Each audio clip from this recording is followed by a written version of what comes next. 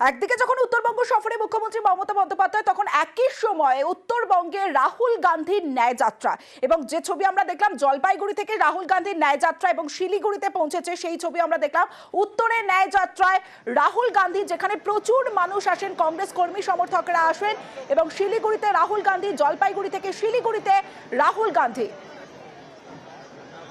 এবং আরো একটা ছবি আপনাদের দেখাবো, যেখানে রাহুল গান্ধীর ন্যায় যাত্রায় সিপিএম এর পতাকা নিয়েও কর্মী সমর্থকরা তারা রাহুল গান্ধীর ন্যায় যাত্রায়, যে ছবি আপনারা দেখছেন শিলিগুড়ির ছবি।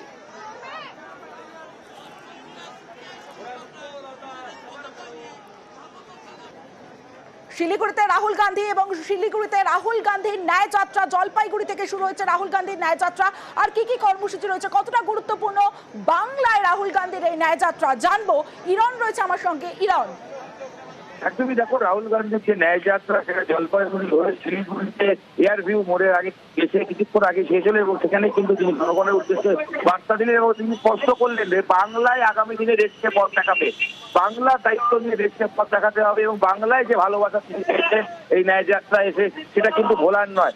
সেই ন্যায় যাত্রা আগামী দিনে আরো এগিয়ে যাবে, কিন্তু বাংলার মানুষকে দায়িত্ব নিতে বললেন, কারণ ইতিহাস বলছে বাংলার মানুষ যেভাবে দেশের, রাহুল গান্ধীর বক্তব্য স্পষ্ট, যেভাবে স্বাধীনতা সংগ্রামের সমাজ থেকে যেভাবে বাংলার মানুষ দেশকে পথ দেখিয়েছে, ঠিক আগামী দিনেও দেশের যে বর্তমান পরিস্থিতি সেই দিকে তাকিয়ে আগামী দিনে রাহুল গান্ধী স্পষ্ট বার্তা যে বাংলার মানুষ সেখানে কিন্তু তারা পথ দেখাবেন, এবং সেটা তাদের দায়িত্ব অবশ্যই। অন্যদিকে মানুষের প্রচুর ভিড়, যেটা আমরা সবাই দেখতে পেয়েছি অবশ্যই, এবং যেটা সবচেয়ে গুরুত্বপূর্ণ কিছুক্ষণে দেখাচ্ছিল যে সিপিআইএম এর 4-5 জন পতাকা নিয়ে ছিলেন, এবং বেশ কিছু কর্মী সমর্থক তারাও কিন্তু এই শিলিগুড়িতে কিছুটা পথ রাহুল গান্ধীর ন্যায় যাত্রায় অংশগ্রহণ করেছিলেন, এবং সব মিলিয়ে জলপাইগুড়ি এবং শিলিগুড়ি মানুষের যে ভিড় সেটা দিনের শেষে সবচেয়ে বেশি চোখে পড়ার মতো ছিল, এটা অবশ্যই বলা যায়। তবে রাহুল গান্ধী পুরো বার্তায় কোনো জোর কিংবা রাজনৈতিক বক্তব্য কোথাও ছিল না, তবে বর্তমানে যে দুর্নীতি বা যে অভিযোগ কংগ্রেস বারংবার করে আছে বিজেপি সরকারের বিরুদ্ধে ন্যায় যাত্রা অত্যন্ত গুরুত্বপূর্ণ। এবং যে ছবি আপনারা দেখছি, যে বিকেলে শিলিগুড়িতে রাহুলের ন্যায় যাত্রা, দুপুরে জলপাইগুড়িতে রাহুল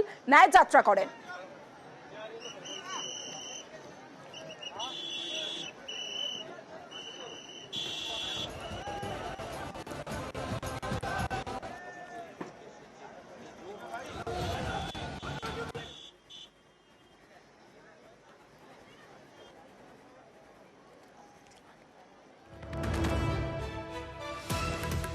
মমতার সঙ্গে সমঝোতার হাত, মমতার সঙ্গে সমঝোতার হাত, এবং এরা যে ইন্ডিয়া জোটে না হলেও আপত্তি নেই, এমনই মন্তব্য করেছেন জয়রাম রমেশ।